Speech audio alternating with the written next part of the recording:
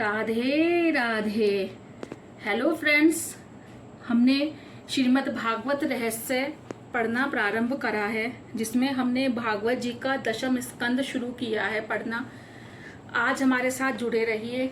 आज हम वसुदेव देवकी का विवाह, आकाशवाणी, कंस के द्वारा देवकी की 6 संतानों की हत्या के बारे में पढ़ेंगे। चलिए शुरू करते हैं।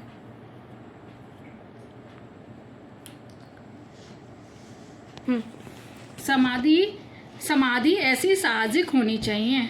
इसलिए तो उद्धव जी की निर्गुण निराकार ब्रह्म की आराधना की बात सुनकर गोपियों ने कहा था, हम तो खुली आंखों से ही सर्वत्र साकार ब्रह्म श्री कृष्ण का दर्शन करती हैं। अतः साकार ब्रह्म को छोड़कर तुम्हारे निराकार ईश्वर का ध्यान चिंतन क्यों करें। उद्धव जी, जो खुली आंखों से ब्रह्म का दर्शन नहीं पा सकता, वही अपनी आंखों को मूंदकर ललाट में ब्रह्म के दर्शन करने का प्रयत्न करता है। हम तो श्री कृष्ण का दर्शन, चिंतन और ध्यान करती हैं। आंखें बंद करने के बाद ही जो समाधिस्थ हो सकता है, उसके लिए संभव है आंखें खुलने के बाद उनका मन संसार में भटक जाए। गोपियां गृहस्थ होने पर भी महापरमहंस हैं। ब्रजवासी ही उत्तमोत्तम परमहंस हैं, जो सभी बाह्य विषयों से अलिप्त होकर कृष्ण प्रेम में तन्मय हो जाते हैं। श्री कृष्ण महागृहस्थ भी हैं और महासन्यासी भी। घर में रहते हुए भी सन्यासी जीवन कैसे जिया जा सकता है, यह श्री कृष्ण ने बताया है। वह 13 बार भोजन करते हैं और 16,000 स्त्रियों के साथ रहते हैं। फिर भी वह अक्षुत युवा हैं। वह कभी वृद्ध नहीं होते, जीर्ण नहीं होते। वे अर्जुन और दुर्योधन दोनों को समान दृष्टि से देखते थे और उन्होंने दोनों की सहायता की थी। यदुवंश और स्वर्ण द्वारिका का विनाश हो गया, फिर भी उनकी मनोशांति अविचल रही। भागवत परमहंसों की संहिता है। परीक्षित कहते हैं, महाराज आप वीतरागी योगी हैं। फिर भी कृष्ण कथा नहीं छोड़ पाए। कथा मनुष्य की थकावट दूर करती है। भगवान की कथा आतुरता बढ़ाती है। बार बार इसे सुनने पर भी तृप्ति नहीं होती। श्रीखंड जैसे मिष्ठान का आहार करने पर, विषय सुखों का उपभोग कर लेने पर तृप्ति होती है और अरुचि भी, किंतु वह तृप्ति और अरुचि कायम नहीं रह पाती। कायम रहे तो बेड़ा पार हो जाए। महाराज, मुझे कृष्ण कथा सुनने की इच्छा है। विस्तार पूर्वक आप सुनाइए। प्रभु की बाल लीला और अन्य सभी लीला मुझे सुनाइए। आपके चरणों में बार बार प्रणाम करके मैं प्रार्थना करता हूँ।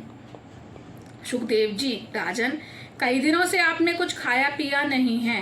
पहले कुछ जलपान कर लीजिए, फिर कथा सुनेंगे।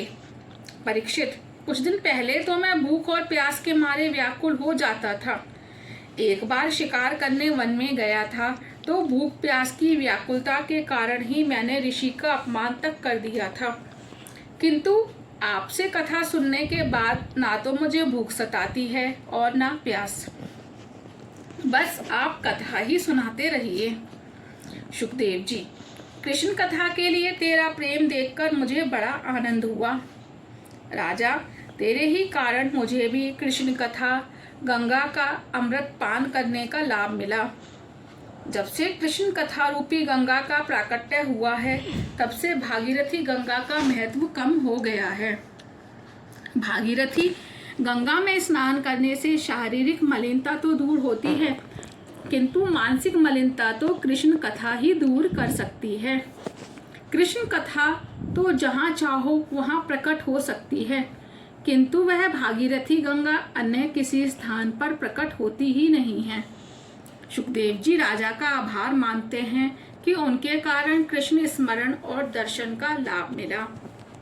महात्मा तो कहते हैं कि 9वें स्कंद तक की कथा सुखदेव जी ने सुनाई और दशम स्कंद की कथा स्वयं श्री कृष्ण ने सुनाई है।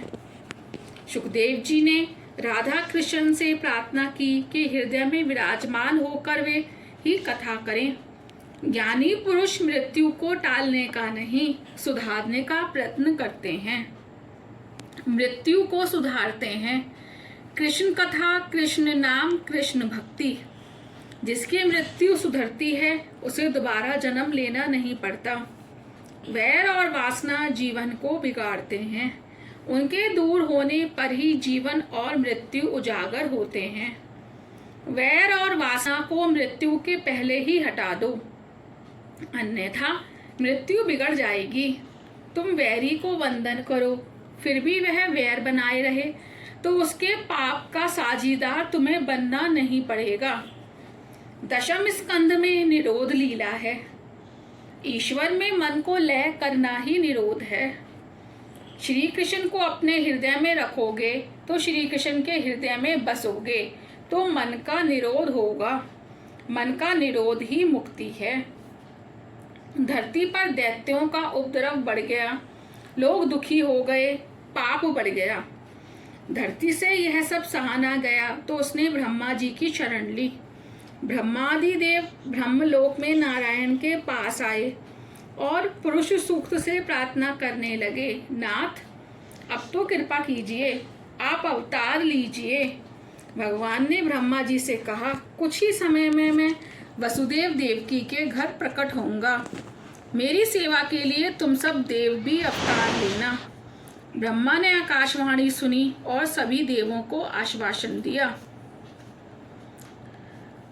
वसुदेव देवकी विवाह, आकाशवाणी तथा कंस के द्वारा देवकी की 6 संतानों की हत्या। इधर मथुरा में विवाह करने के लिए वसुदेव आए। वसुदेव देवकी का विवाह हुआ। स्वयं कंस ने ही वर वधू का रथ चलाया। कंस वसुदेव को बहुत सताए तो भगवान का प्राकट्य शीघ्र हो जाए। भक्तों के दुख भगवान से सहे नहीं जाते। पापी का दुख भगवान साक्षी के रूप में देख लेते हैं और सह लेते हैं, किंतु पुण्यशाली का दुख उनसे सहा नहीं जाता। आकाशवाणी सुनाई दी, हे कंस, देवकी की 8वीं संतान तेरी हत्या करेगी। कंस ने आकाशवाणी सुनी तो वह तलवार लेकर देवकी की हत्या करने के लिए तैयार हो गया। तो वसुदेव उसे समझाने लगे, जो आया है वह जाएगा, जिसका जन्म हुआ है उसकी मृत्यु भी होगी। इसलिए तो महात्मा जन मृत्यु को टालने का नहीं, सुधारने का प्रयत्न करते हैं। मृत्यु का निवारण अशक्य है, शरीर का नाश तो होगा ही, वैर ना करो। वैर या सुख की वासना मृत्यु भ्रष्ट करती है। वैर वासना का त्याग करके प्रभु स्मरण करता हुआ जो मरता है उसकी मृत्यु उजागर होती है।